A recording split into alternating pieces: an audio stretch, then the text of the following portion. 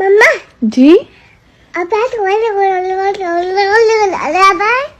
बाहर जाते हो? कार नहीं है, पैदल बाहर जाना है। चलो अभी जाते हैं बाहर, थोड़ी देर बाद जाएंगे, ठीक है? मैं आपको लेके जाऊंगी। कहाँ जाते हो? कहाँ जाते हो?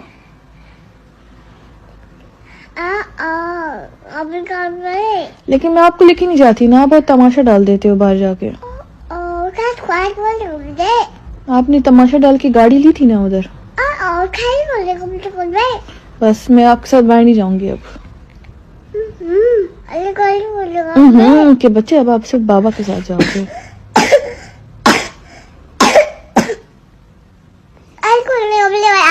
चलो खांसी हो रही है ना, अभी आपने रेस्ट करना है, बाहर नहीं जाना। No you not going. No you not going. मम्मा जी हाँ क्या सी लिखा हुआ है ये? मम्मा जी